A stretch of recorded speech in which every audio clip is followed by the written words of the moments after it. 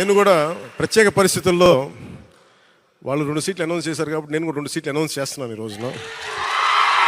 అది పరిస్థితులు అలాంటివి. సో నాకు కూడా ఒత్తిడి ఉంటుంది, అప్పుడు చంద్రబాబు గారికి కూడా ఒత్తిడి ఉంటుంది, నాకు కూడా ఒత్తిడి ఉంటుంది. కాబట్టి ఆ ఒత్తిడిని నేను కూడా తట్టుకోవడానికి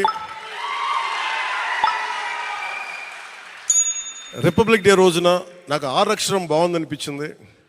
రిపబ్లిక్ డే RRR లాగా రిపబ్లిక్ డే రోజున రాజోలు రాజానగరం సీట్లు నేను అనౌన్స్ చేస్తాను. సో ఈ రిపబ్లిక్ డే రోజున అందరం బాగుండాలి, అద్భుతాలు జరగాలి మనస్ఫూర్తిగా కోరుకుంటూ, రాష్ట్ర ప్రజలకి బంగారు భవిష్యత్తు జనసేన తెలుగుదేశం ప్రభుత్వం ఇస్తాయని మనస్ఫూర్తిగా కోరుకుంటూ, ఈ పర్యాయం నన్ను నమ్మండి, వ్యూహం నాకు వదిలేయండి. ఏ వ్యూహం వేసినా నన్ను సంపూర్ణంగా నమ్మండి. నేను విహంగ వీక్షణం చేస్తాను, మీరు నన్ను నమ్మండి.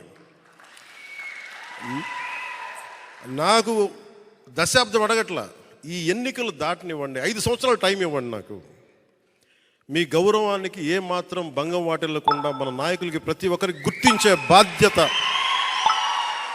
నేను సంపూర్ణంగా తీసుకుంటాను. ఈసారి కలిసి పనిచేద్దాం. ఎప్పుడు విడిపోయి మనం పలచన పడిపోయాం, ఈసారి కలిసి ఉందాం, చిక్కగా ఉందాం.